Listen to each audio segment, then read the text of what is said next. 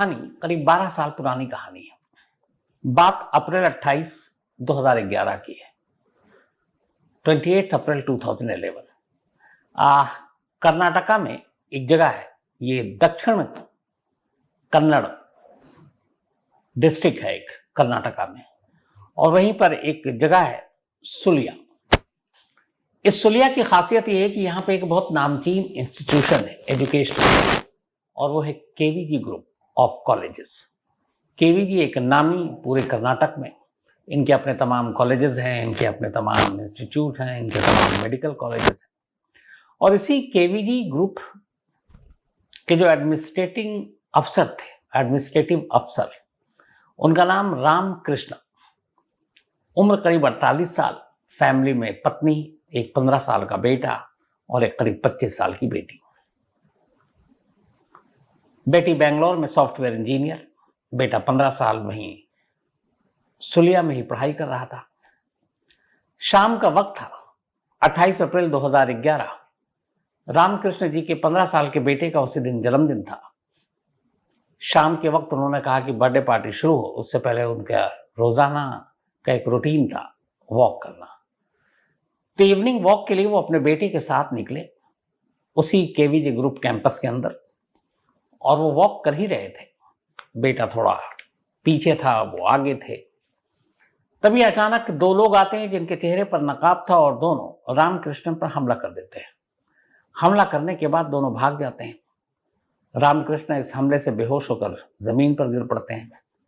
बेटा देखता है पापा को, वो चीखता है। आसपास में जो दूसरे लोग वॉक कर रहे थे वो आते हैं, और फिर फटाफट उनको उठाकर उसी कैंपस में ही जो केवीजी मेडिकल कॉलेज था वहां ले जाया जाता है। वहां जाने के बाद डॉक्टरों से पता चलता है कि उनकी मौत हो चुकी है।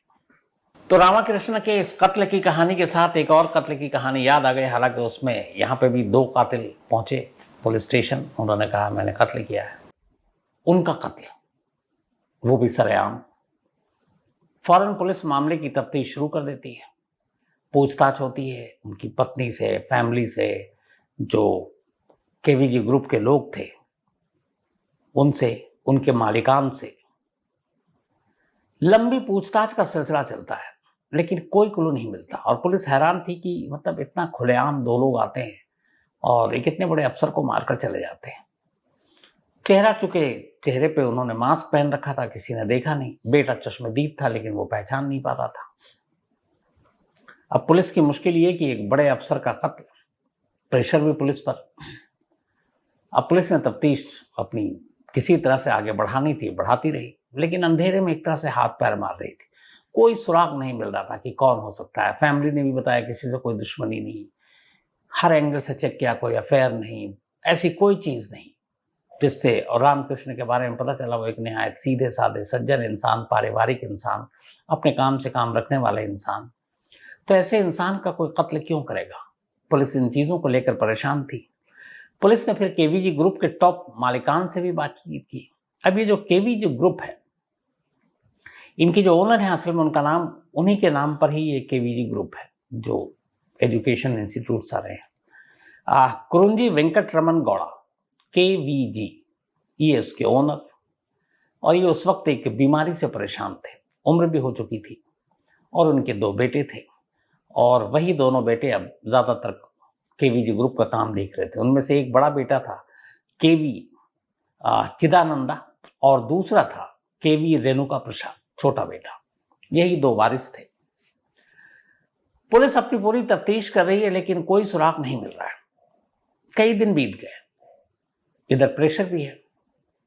इसी दौरान अचानक करीब 5वें या 6ठे दिन इस कत्ल के, जब पुलिस के हाथ पैर खाली, मतलब हाथ अंधेरे में हाथ पैर मार रही है, तभी इसी सुलिया पुलिस स्टेशन में उस वक्त तमाम पुलिस वाले बैठे हुए थे। 2 लोग अचानक टहलते हुए पुलिस स्टेशन के अंदर दाखिल होते हैं। जाने के बाद कहते हैं कि पिछले 5-6 दिनों से आप जिन रामकृष्ण के कातिल को ढूंढ रहे हैं, हम दोनों ने उनका कत्ल किया। अब जब कत्ल हुआ था तब 2 ही लोग आए थे मास्क पहनकर। बेटा चश्मदीद था, उसने बताया भी था। तो ये भी 2, पुलिस एक तो हैरान, क्या 5-6 दिन हो गए, पूरी ताक स्टेशन आ रहे हैं और कह रहे हैं कि हमने कत्ल किया। फौरन आला अफसरों को खबर दी गई। जितने एसपी, एडिशनल एसपी सब भागे भागे थाने आए कि चलो एक केस सॉल्व हो गया। अब वो आने के बाद उन्होंने दोनों कातिलों से पूछताछ करनी शुरू की। दोनों ने अपना नाम वाम बताया, फिर उन्होंने बताया कि हमने इसलिए मारा कि हमारा कुछ पैसे का लेन देन था। अब पुलिस ने उनसे पूछा कि अच्छा ये बताओ तुमने कैसे कैसे मारा, कहाँ पर थे, कब से पीछा किया, क्योंकि 6:45 का इंसिडेंट था। लेकिन जो बेटे ने कहानी सुनाई थी, क्योंकि इकलौता चश्मदीद विटनेस वही था कि हमलावर कैसे आया और फिर कैसे मारा और किधर भागे। पुलिस उन दोनों को लेकर स्पॉट पर भी गई, तो उन दोनों की कहानी में और बेटे की कहानी में बड़ा फर्क था। पुलिस को लगा कि ये दोनों गुमराह कर रहे हैं। पुलिस वैसे ही चौंकी हुई थी कि इतना हाई प्रोफाइल मर्डर केस और उसमें पुलिस के पास कोई क्लू तक नहीं है, और ऐसे में पुलिस का काम आसान करने के लिए बड़े शराफत से 2 कातिल चले आते हैं थाने में, कहते हैं जी पकड़ो हमने कत्ल किया है। तो उनकी पूरी कहानी पर और उन पर पुलिस को, जो आला अफसर थे, उनको शक होता है। जब शक होता है तो फिर तसल्ली से फिर पुलिसिया अंदाज में उनसे पूछताछ होती है। आए तो थे वो किसी और काम से, उन्हें लगा था कि एक्सेप्ट करेंगे अपना जुर्म, पुलिस भी खुश होगी और उसके बाद वो जेल भेज दिए जाएंगे, फिर मुकदमा चलेगा, फिर देखा जाएगा। लेकिन यह उल्टा पड़ गया। पुलिस को उनकी बातों से, उनके बयानों से शक हो गया और अब पुलिस उनकी खातिरदारी पर लग गई। अच्छी खासी खातिरदारी हुई, दोनों टूट गए। फिर उन्होंने कहा माफ कीजिएगा, हमें असल में एक और शख्स है, उसने पैसे दिए थे 5 लाख रुपए, और उसने कहा कि तुम जाओ और ये रामकृष्णन के कत्ल का इल्जाम तुम दोनों अपने सर पर दे दो, बाकी जेल जब जाओगे वहां से हम तुम्हारा मुकदमा और देख लेंगे, तुमको बाहर ले आएंगे, क्योंकि सबूत कुछ है नहीं। तो साहब हम इसीलिए दोनों चले गए। अब पुलिस ने पूछा पैसे किसने दिए, तो उन्होंने उस पैसे देने वाले के नाम बताया। अब पुलिस उस तक पहुंची, उसको जब पकड़ा तो उसने कहा साहब हमें भी किसी ने पीछे से 17 लाख रुपए दिए थे और हमने इसमें से 5 लाख इन दोनों को दे दिए, मैंने भी कत्ल नहीं किया। अब ये चेन बन रहा है, इधर चेन तो बन रहा है और असली कातिल कोई समझ ही भी नहीं आ रहा। 2 लोग थाने में आते हैं, कहते हैं मैंने कत्ल किया, वो है नहीं, बता रहे हैं कि अब पैसा किसी और ने दिया। एक ने 17 लाख दिया, वो कह रहा कि हमें नहीं पता। अब पुलिस ने तफ्तीश करनी शुरू की। अब इन तीनों की कुंडली खंगालनी शुरू की, जो 2 आए थाने में और एक 17 लाख दिया। तलाशते तलाशते जिसने 17 लाख दिए थे उसके जरिए एक और शख्स तक पहुंचे, और उस शख्स के जरिए जो तार पहुंची वो सीधे पहुंच गए केवीजी ग्रुप में। केवीजी ग्रुप के जो छोटे बेटे, मतलब उस पूरे इंस्टीट्यूशन अरबों रुपए के एम्पायर का दूसरा वारिस, मामला वहां तक पहुंचा। अब डॉक्टर केवी रेणुका प्रसाद, ये केवीजी ग्रुप का छोटा बेटा, अब इतना ही बड़ी हस्ती, इतना बड़ा शख्स, और ये कड़ियां अभी पुलिस जोड़, ये सबूत के नाम पर कुछ है नहीं। अब जिस ग्रुप में एक एडमिनिस्ट्रेटिव अफसर थे रामकृष्ण, उनके कत्ल के इल्जाम में केवीजी ग्रुप के एक मतलब मालिक पर हाथ कैसे धरे पुलिस, क्योंकि सबूत है नहीं और गवाह वो हैं जो पहले पुलिस स्टेशन में गए कि हमने कत्ल किया, फिर पलट गए, फिर उन्होंने कहा तीसरे ने पैसे दिए, तीसरे ने कहा हमें नहीं मालूम। तो कोई भी ऐसा सुराग, सबूत पुख्ता जो इशारा करे कि हाँ रेणुका प्रसाद ही कातिल है, ऐसा कोई सबूत मिल नहीं रहा। अब बयान तो सब है, हाथ कैसे रखें इतने बड़े आदमी पर, और जरा सी चूक हो गई तो उन्हें भी पता अंजाम क्या होगा। आमतौर पर ऐसे बड़े लोगों पर हाथ रखने से पहले पुलिस हर कोने को खंगाल डालती है ताकि कोई गुंजाइश न बचे उनके ऊपर उंगली उठने की। अब पुलिस ने तफ्तीश की पहले चुपचाप कि आखिर रेणुका प्रसाद की क्या दुश्मनी हो सकती है रामकृष्ण से। हर एंगल से देखा कि कहीं कोई लेडी कनेक्शन, कोई और चीज, पता चला ऐसा तो कुछ है नहीं, वो आदमी सीधा साधा पारिवारिक आदमी, तो फिर क्यों। लेकिन इसी तफ्तीश के दौरान पूछताछ करते करते पुलिस को पता चला कि जो रेणुका प्रसाद की बीवी है उनका एक फार्म हाउस है, और उस फार्म हाउस में एक मीटिंग हुई थी इस कत्ल से पहले, यानी कि ये कत्ल हुआ था 28 अप्रैल 2011, और उसमें जो कातिल थे और बाकी साजिश रचने वाले लोग थे वो सब वहां इकट्ठे हुए थे। कॉल डिटेल और बाकी चीज़ों से पुलिस ने उनकी मौजूदगी को पुख्ता कर लिया। तो अब सबसे बड़ी चीज़ ये कि केवी प्रसाद की वाइफ के फार्म हाउस में कोई अननोन या बाहर का शख्स आकर किसी कत्ल की प्लानिंग नहीं कर सकता। ये एक पुख्ता सबूत और गवाह मिल गया पुलिस को। अब जब मिला तो फिर पुलिस ने और बारीकी से तफ्तीश की, तो फिर एक कहानी सामने आई। कहानी ये थी कि केवीजी ग्रुप के जो ओनर थे मिस्टर कुरंजी वेंकटरमन गौड़, केवीजी इन्हीं के नाम पर, इनके बहुत सारे school, colleges, polytechnic colleges, medical colleges, मतलब अरबों का एम्पायर है। अब उनको एक बीमारी हो गई, उसकी वजह से वो बहुत ज़्यादा एक्टिव रहे नहीं। 2 बेटे थे।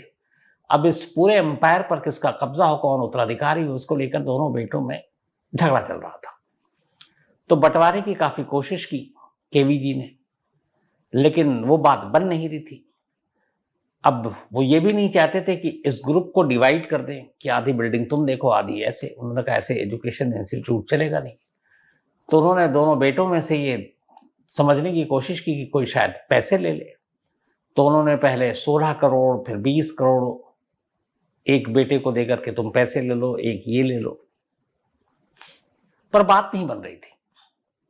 लेकिन इस बात न बनने से फिर रामकृष्ण के कत्ल का क्या मामला। तो अब जब पुलिस केवीजी के अंदर घुसी और तमाम स्टाफ से और तमाम केवीजी से ही खुद बात की, उसके बड़े बेटे से बात की, मिस्टर चिदानंदा, तो पता चला कि जब भी एम्पायर के बंटवारे की बात होती थी तो उस बंटवारे की मीटिंग में हमेशा रामकृष्णा जरूर मौजूद रहते थे। और उसकी वजह यह थी कि रामकृष्णा केवीजी के बहुत करीब थे, उनकी फैमिली बॉन्डिंग थी, फैमिली रिलेशन थे। रामकृष्णा के फादर और मदर वो दोनों भी टीचर हुआ करते थे और केवीजी का अपना पूरा एजुकेशन का ही इंस्टीट्यूट, कॉलेज थे। तो उसकी वजह से बड़ी करीबी थी और हर इंपॉर्टेंट फैसले में, इसीलिए वो पूरे केवीजी ग्रुप के एडमिनिस्ट्रेटर थे। तो हर ऐसे मुद्दों पर वो उनसे सलाह जरूर लेते थे। तो जब भी ऐसी मीटिंग होती तो रामकृष्ण हमेशा जो केवीजी की राय होती उनके तरफ होते, या फिर बंटवारा इंस्टीट्यूट का ना हो, इसको लेकर जो उनके बड़े बेटे चिदानंदा की राय होती उसका भी कई बार उन्होंने सपोर्ट किया। तो इस सपोर्ट की वजह से जो छोटा बेटा है रेणुका प्रसाद, उसे लगा कि रामकृष्ण जो है हमेशा मेरे बड़े भाई का सपोर्ट करता है, तो अगर ऐसा कोई बंटवारा होता है विरासत का तो रामकृष्ण उसी की तरफ जाएगा। और ये बात उसके दिल में बैठ गई और इसीलिए कई बार उसने रामकृष्ण से लड़ाई झगड़ा भी किया था। लेकिन रामकृष्ण ने उसको समझाया था, क्योंकि सब फैमिली मानते थे, उन्हें मालूम नहीं था कभी ऐसा भी होगा। तो जब इस बंटवारे की लड़ाई और इस लड़ाई में रामकृष्ण का झुकाव केवीजी और उनके बड़े बेटे की तरफ, एक मोटिव सामने आया कि ये मकसद हो सकता है इस कत्ल का। जब मोटिव आया, उधर फार्म हाउस में एक मीटिंग की पुख्ता जानकारी या सबूत आ गई, तब पुलिस ने कहा कि अब रेणुका प्रसाद पर हाथ डाल सकते हैं। इसके बाद पुलिस की एक टीम ने एक रोज केवीजी ग्रुप के मतलब ओनर में से एक डॉक्टर रेणुका प्रसाद को गिरफ्तार कर लिया। इल्जाम था रामकृष्ण के कत्ल का, उन्हीं के ग्रुप के एडमिनिस्ट्रेटर अफसर का। कत्ल किया के बाद ये जब गिरफ्तारी हुई तो मीडिया में हंगामा मच गया, क्योंकि कर्नाटक में बहुत बड़ा नाम है केवीजी का। अब गिरफ्तार कर लिया अब, लेकिन पुलिस के सामने चैलेंज था कि एक पुख्ता चार्जशीट तैयार करे, क्योंकि बड़े आदमी के गिरबान पर तो हाथ डाल दिया, अब उसे अंजाम तक पहुंचाना है। पुलिस ने बड़ी मेहनत की, बड़ी मुश्किल के बाद उन्होंने चार्जशीट दाखिल की। चार्जशीट तैयार की। मेन कॉन्स्पिरेटर आरोपी नंबर 1 रेणुका प्रसाद को माना। 2 भाड़े के हत्यारे थे जिन्होंने कत्ल किया था पैसे लेकर, और बाकी 2 और लोग थे। तो कुल 5 लोगों को इस साजिश में शामिल माना। 5 के खिलाफ चार्जशीट दाखिल की गई। अब ये मामला पहुंचा सेशन कोर्ट में, लोअर कोर्ट में। लोअर कोर्ट में इसको लेकर बड़ी बहस हुई, पुलिस ने तमाम चीजें दी, लेकिन यहां इशू ये आ गया कि पुलिस के जितने भी गवाह थे वो सारे केवीजी ग्रुप के ही एम्प्लॉय थे। एक बाहर की गवाह थी और वो खुद जो डिकीज यानी जिनका कत्ल हुआ रामकृष्ण, उनकी वाइफ ममता। लेकिन हैरत अंगेज तौर पर कोर्ट में ममता ने भी रेणुका प्रसाद के खिलाफ गवाही नहीं दी। तो बाकी जो है केवीजी ग्रुप के एम्प्लॉय थे वो तो हॉस्टाइल हो गए, बदल गए, उन्होंने हर चीज से मना कर दिया कि नहीं, कभी जायदाद के बंटवारे को लेकर उनका गुस्सा नहीं था, कभी ऐसा नहीं था। और यहां तक कि सबसे पुलिस के लिए भी हैरान करने वाली बात यह थी कि खुद रामकृष्ण, जिनका केस, जिनकी चार्जशीट पुलिस तैयार कर रही थी, जिनकी इतनी इन्वेस्टिगेशन की, उनकी वाइफ भी एक तरह से हॉस्टाइल हो गई। अब ये सारी चीजें हो गई, कोर्ट में ट्रायल के बाद जजमेंट का दिन आया और बड़ी हैरानी हुई तब जब पहली बार में लोअर कोर्ट ने तमाम दलीलों और बहस के बाद रेणुका प्रसाद समेत तमाम 5 लोगों को बरी कर दिया। कोर्ट ने अपने जजमेंट में कहा कि ऐसा कोई सबूत, ऐसा कोई चश्मदीद पुलिस पेश नहीं कर पाई जिससे यह साबित हो कि रामकृष्ण के कत्ल में कहीं भी रेणुका प्रसाद या बाकी के उसके 4 लोगों का हाथ है। और ऐसा एक भी गवाह पुलिस अदालत तक नहीं ला पाई। जितने भी अदालतों के नाम पुलिस ने अपनी चार्जशीट में दाखिल किए थे केस में, वो सारे गवाह जो आए भी कोर्ट में, तो पुलिस के उलट उन्होंने बयान दे दिया। तो इसीलिए कोई सबूत नहीं है, ये कहकर कोर्ट ने छोड़ दिया। जब छोड़ा तो हंगामा मच गया, पुलिस के ऊपर काफी उंगलियां उठी। ये भी उठा कि कितने बड़े नामचीन इंसान को पुलिस ने बेवजह उठाया, बेवजह कत्ल में फंसाया। अब पुलिस की इज्जत एक तरह से मिट्टी में मिल गई। लेकिन पुलिस को मालूम था कि नहीं, गवाह जरूर पलटे हैं, केस में दम है। इसके बाद उन्होंने इस फैसले को लोअर कोर्ट के कर्नाटक हाई कोर्ट में चैलेंज किया। और कर्नाटक हाई कोर्ट में जब चैलेंज किया तो जो सरकारी वकील थे वो एक नए नए आए थे, बड़ा जोश था उनके अंदर। उन्होंने पूरी चार्जशीट पढ़ी और उन्होंने वो पॉइंट्स निकाले जो शायद लोअर कोर्ट ने देखे नहीं। और उसके बाद उन्होंने फिर अपनी पूरी एक बहस तैयार की, सारे विटनेस, सारे सबके बयान। और उस बहस को कोर्ट जब शुरू हुआ, हाई कोर्ट में बहस, तो उन्होंने सबसे पहले हॉस्टाइल विटनेस पर ही बात की और बड़े अच्छे ढंग से रखा कि जिस शख्स के ऊपर कत्ल का मुकदमा चल रहा है और पुलिस के जितने भी गवाह हैं वो उसी के इंस्टीट्यूशन से, जहां से उनकी नौकरी चलती है, तो कोई भी अपनी नौकरी क्यों दांव पर लगाएगा सच बोलकर। इसलिए वो डर गए। हाँ, हैरत इस बात की थी कि रामकृष्णा की वाइफ ने भी अपना बयान बदल दिया। अब उनके हॉस्टाइल होने की वजह नहीं मालूम, लेकिन सिर्फ गवाहों की बात नहीं है। गवाह हॉस्टाइल होते हैं, बहुत सारे केसेस में होते हैं, लेकिन यहाँ कुछ पुख्ता सबूत है। जैसे सबसे इंपॉर्टेंट ये है कि रेणुका प्रसाद के फार्म हाउस के अंदर जो मीटिंग हुई थी, उस मीटिंग की गवाही थी और जो अक्यूज थे उन्होंने बयान दिया था। इसके अलावा जो भाड़े के हत्यारे थे, उन्होंने फिर जो पैसे का लेन देन हुआ उसके भी प्रूफ कि ये कहाँ से आए। रेणुका प्रसाद से डायरेक्ट जो उनका सेकंड था वो, और सेकंड ने थर्ड को दिया, वो चेन एस्टैब्लिश किया। तो हाईकोर्ट में इस केस को बड़े बेहतरीन ढंग से सरकारी वकील ने लड़ा। अंजाम ये हुआ कि 2016 5 अक्टूबर 5 अक्टूबर 2016 को पूरे कर्नाटक की नजर इस केस के फैसले पर थी, क्योंकि पहली बार ऐसा था कि लोअर कोर्ट ने इतने हाई प्रोफाइल केस में हर एक को बरी कर दिया था। और सबको ही लग रहा था कि चूंकि सारे सबूत वही हैं, सारे गवाह वही हैं, गवाह तो हॉस्टाइल भी हो चुके हैं, तो शायद हाई कोर्ट का फैसला भी वही होगा और कर्नाटक पुलिस की एक बार फिर भद्द पिटेगी। लेकिन हाई कोर्ट ने ऐसा नहीं किया। 5 अक्टूबर 2016 को हाई कोर्ट ने अपना फैसला सुनाया। सीक्वेंस ऑफ इवेंट्स, पैसों के ट्रांजैक्शन, फार्म हाउस की मीटिंग और उस बंटवारे को लेकर हमेशा रामकृष्णा का एक पक्ष की तरफ झुकाव, ये सारी चीजें सरकारी वकील ने जो कर्नाटक पुलिस की कोर्ट में साबित कर दिया।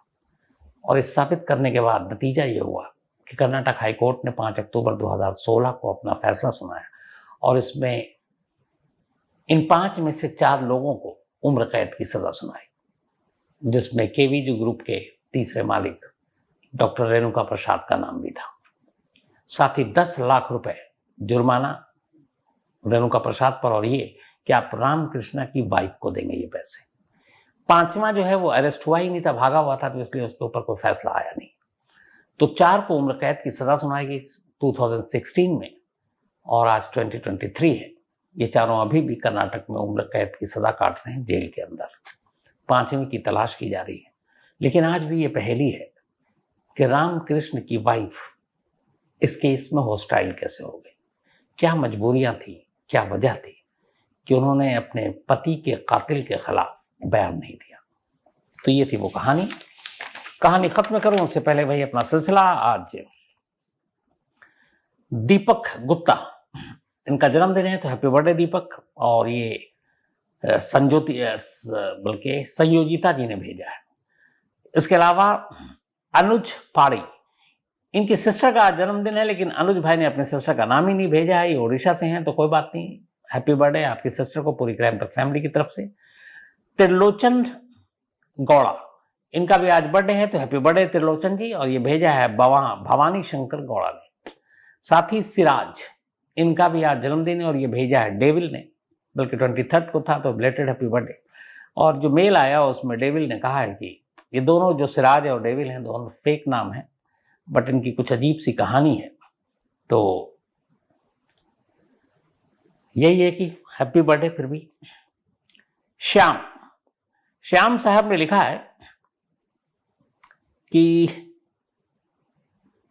इन्होंने कुछ लिखा था, एक कहानी, याद नहीं आ रहा क्या लिखा। श्याम साहब याद आ जाएगा तो फिर बताता हूं अभी, लेकिन जब तक दूसरा लेता हूं। विशाल शर्मा ने एक बड़ा इंटरेस्टिंग सवाल पूछा, ये मेरे शौक से भी जुड़ा हुआ है, कि इस बार वर्ल्ड कप की टीमों में 10 जो टीमें हैं, उनमें वेस्टइंडीज और जिम्बाब्वे क्यों नहीं है? आप लोगों ने भी गौर किया होगा, वेस्टइंडीज की टीम बड़ी जिंदा दिल टीम होती है, लेकिन इस बार वेस्टइंडीज भी नहीं है, जिम्बाब्वे भी नहीं है। तो उसकी वजह यह है कि वर्ल्ड कप में शामिल होने के लिए इससे पहले एक आईसीसी ने टूर्नामेंट कराया था क्वालिफाइंग मैच का। उसमें जो 2 टॉप टीमें होंगी वही वर्ल्ड कप के लिए क्वालिफाई करेंगी और खेलेंगी। तो हालांकि आपने विशाल जी 2 नाम लिए, एक और नाम भी आप मिस कर गए, आयरलैंड। पिछले वर्ल्ड कप में आयरलैंड की टीम थी और उसने कई टीमों को हराया भी था, जैसे इस बार अफगानिस्तान हरा रही है, नीदरलैंड हरा रही है। तो पिछली बार नीदरलैंड नहीं थी, आयरलैंड थी। तो इस बार जिम्बाब्वे और वेस्टइंडीज या आयरलैंड इसलिए नहीं है कि जो आईसीसी का क्वालिफाइंग टूर्नामेंट हुआ था, 10 टीमों के बीच हुआ था, उसमें यूएस भी थी, नेपाल भी थी, यूएई भी थी, श्रीलंका थी, जिम्बाब्वे थी, वेस्टइंडीज थी। तो इन 10 देशों के मुकाबले में पहले नंबर पर श्रीलंका आई थी और दूसरे नंबर पर नीदरलैंड। वेस्टइंडीज 5वें नंबर पर थी, इसलिए बाहर हो गई। शायद तीसरे चौथे नंबर पर जिम्बाब्वे थी, तो वो भी क्वालिफाई नहीं कर पाई। तो टॉप 2 टीमों को ही क्वालिफाई करने का मौका मिला था, उसमें से एक श्रीलंका कर गई और एक नीदरलैंड कर गई। वेस्टइंडीज, जिम्बाब्वे, आयरलैंड, ये लोग बाहर हो गए।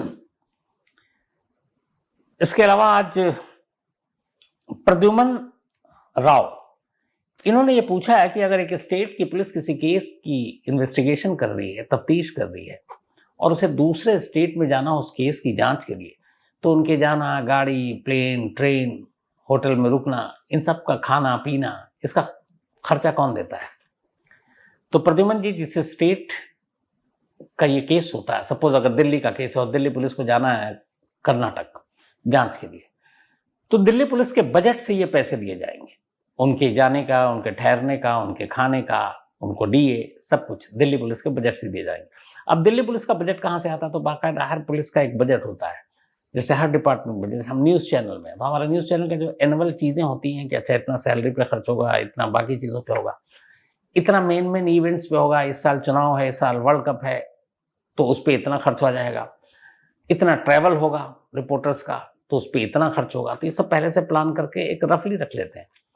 तो सेम वैसे ही हर पुलिस का है कि बाकी तो जो चीज़ें ही हैं, लेकिन पेट्रोल का इतना खर्च होगा, कभी दूसरे स्टेट में जाना पड़ा, वहाँ इतना खर्च होगा, रुकना, खाना पीना। और दिल्ली पुलिस को ये कहाँ से पैसे आते हैं? तो दिल्ली पुलिस को होम मिनिस्ट्री देती है, क्योंकि होम मिनिस्टर के अंडर में। और अगर स्टेट पुलिस के अंदर में है जैसे कर्नाटक, तो फिर कर्नाटक सरकार देगी।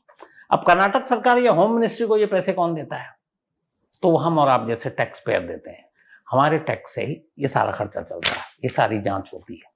तो इसलिए हमेशा याद रखिए कि पुलिस जनता पर कभी एहसान नहीं करती है, वो जनता के ही पैसे से काम कर रही होती है। इवन जो सरकारी नुमाइंदे हैं, नेता हैं, पब्लिक सर्वेंट हैं, वो लोग जनता की ही मेहनत के जो टैक्स के पैसे होते हैं, उनसे उनको सारी चीजें सैलरी तक दी जाती हैं। शिवांगी श्रीवास्तव, ये साउथ कैरोलिना से हैं, और मुझे याद है शिवांगी